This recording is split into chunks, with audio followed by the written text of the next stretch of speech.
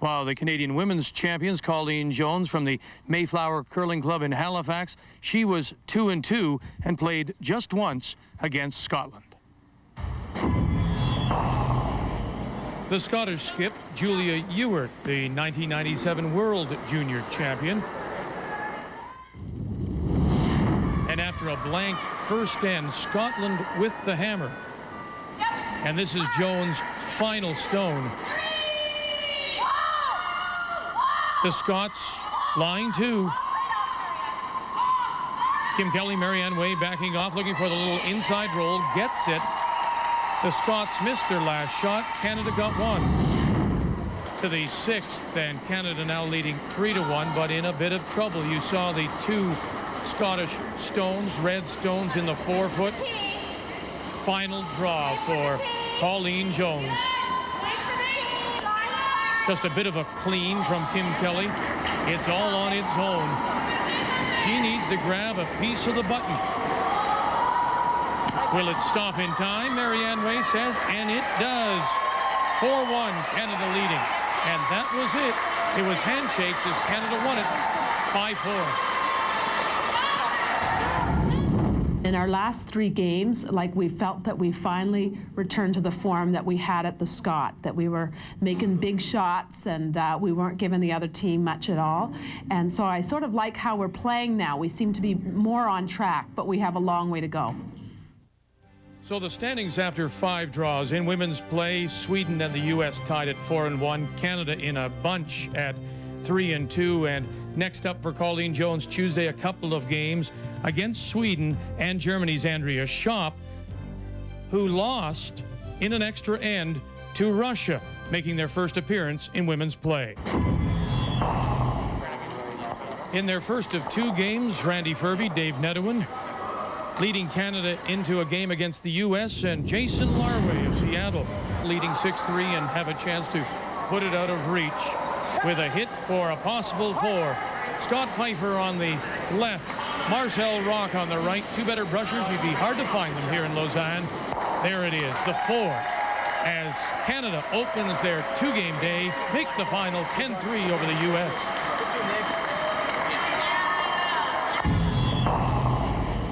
In their second game on Monday, Ferbey and company played Germany and Andy Capp. The difference being the 4th, as Canada lying 3 buried, and Capp needing to draw a good piece of the button. But the veteran German skip, despite all the help, would come up light. Canada would steal 3 for a 4-1 lead, but they still needed a last rock hit for 2. Canada winning 7-5, and Ferbey says the competition has gotten better. In '88, you could show up here and there would be 2 or 3 European teams that you could have an off day and beat them fairly convincingly. But now we played Germany and they're 2-2, and they took us to the 10th end here. All these teams are very capable of making the shots. That's the biggest difference from 10 years ago. They've got a lot of experience now, and they deserve to be here, and they're playing well. So through 5 draws of men's play, Canada in a first-place tie with Norway, Finland in a group at 3-2. And as we check the rest, Canada will play Finland in their only game on Tuesday here at the Ford Worlds in Lausanne, Switzerland. It's a gorgeous view from Lausanne across Lake Geneva to the French Alps. On this 4th day of round-robin play, it's the women's turn to play a couple of games. Colleen Jones and her team from the Mayflower in Halifax with a record of 3-2 on the ice twice. First against Sweden, and then the former world champion Andrea Schopp of Germany. While the Canadian men, just the single game. Randy Ferbey and the team from the Otwell in Edmonton with a record of 4-1 in a game they were looking forward to playing, that against Finland and Marco Jussi-Pavoniemi. The Finnish skip is a bronze medal winner twice at the World Championships and has looked very good early in the week. Second end, and he has the Canadians in some trouble. Canada is facing 4, throwing red stones, Dave Nedouin. The run back will get rid of a couple. Canada gives up a steal of 2 and trail it 3-0 to the 5th, and the troubles continue. Finland leading 4-2. And forced to go with the wide out-turn draw. Scott Pfeiffer, Marcel Rock. They'll drag it by the top guard, but it'll crash on the stones, biting the edge of the 8. And look at it. It's a steal of 4, handshakes. Finland wins 8-2. We just came out really flat today and probably weren't, I don't know, just weren't on the ball. You know, you play for a week and you're bound to have one of those games. I think the other loss we had, I struggled, but the team played pretty well. And today everyone struggled and nobody could bail us out. And the other team, Finland, just played phenomenal. So after 6 draws of men's play, Canada in a 5-way tie. And coming up on Wednesday, they'll play a couple of 2 and 4 teams, New Zealand and France. Colleen Jones 3 and 2 in her morning game against Sweden, and Annette Norberg 4 and 1. Lots of Canadian support here at the Malley Arena in Lausanne to the 7th, and Canada leading 5-1. And Norberg, Sweden in trouble. 4 yellow stones. Canada lying for final draw for the Swedish skip. Had given up a steal of 2 in the 6th to make it 5-1, and here she's a little heavy. She finds the port, but it's another steal of 3, and that's it. Canada wins their 4th in a row after losing their first 2, make the final 8-1 for Colleen Jones.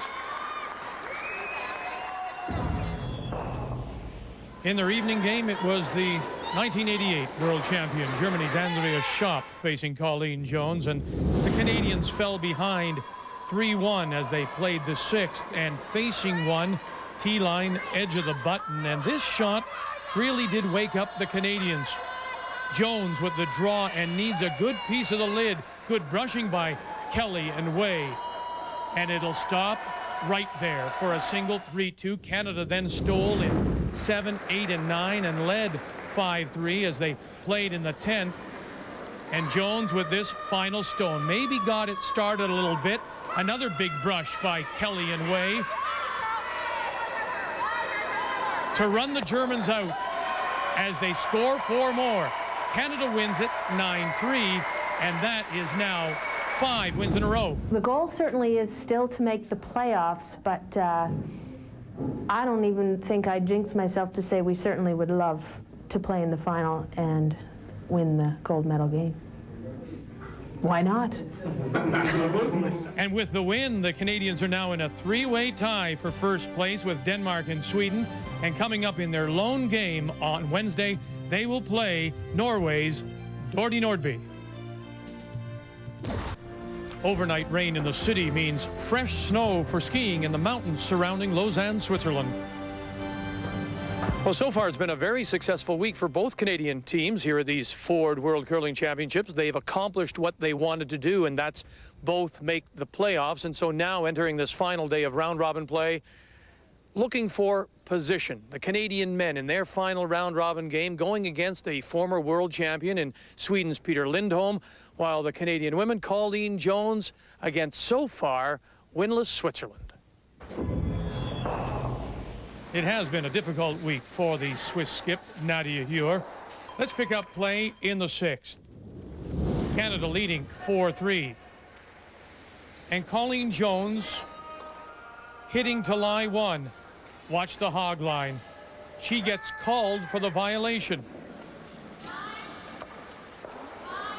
Didn't believe it, but the stone is pulled. And so Heuer gets the gift draw for 2. And Switzerland with a 1-point lead as we go to the 7th. But the tables are turned here because Heuer playing a freeze into those pile of red Canadian stones. Nice shot it seems. But here comes the official. Nancy Delahunt claims, and there's no objection from the Swiss player, that the stone had been burned.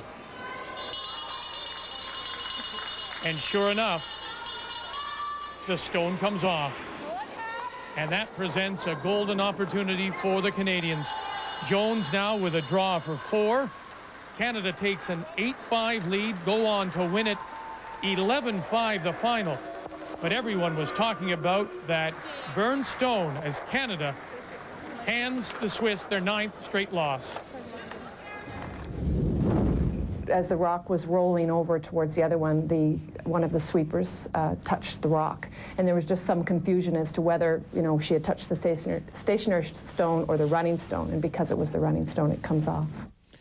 So with the win, the Canadians clinch first place and will now play Denmark. Sweden will face Scotland in the other semi. For Canada, a rematch of day one when they lost to the Danes. I thought we outplayed them. We made a couple of shots for them in that game too, so it's sort of deceiving, the fact that they, you know, it came down to extra end, yet we had a couple of shots to put the game away earlier and didn't. The men's final round robin game had Furby and company playing the 97 world champion Peter Lindholm of Sweden, and we'll go right to the 8th. Sweden with the hammer. Game tied at 6. Dave Neduin's final stone. Through the hold, the hit, and the roll to lie one. Very nice. Leaving Lindholm the draw for his single, but it comes up short. Canada steals, and they lead it 7-6. But the 9th was less kind to the Canadian champions. Sweden already lying 3. Lindholm with a draw for 4 as Sweden goes up 10-7. And they go on to a big win, make the final 11-7, and the Swedes clinch first place. So with the loss, the Canadians get 2nd place and will now play Switzerland in the semi, while Sweden and Norway meet in the other. The Canadians against the Swiss, who are hot right now. I think they've won 3 or 4 games in a row now, so they're on a roll. You know, they've secured the Olympic spot for themselves, so they're excited. So obviously they're playing well. They've made a lineup change. Anytime you're in a semifinal of any bonspiel or a championship, you got to be concerned with your opponent you're playing, because they're playing well to get there. But at the same time, we're playing well, and we hope to pick it up a notch in the meantime. So coming up Friday, we'll have the women's semifinal for you, live from Lausanne, Friday morning, 9 Eastern, that's 6 Pacific. It will be Canada against Denmark from the Ford Worlds in Lausanne, Switzerland on TSN.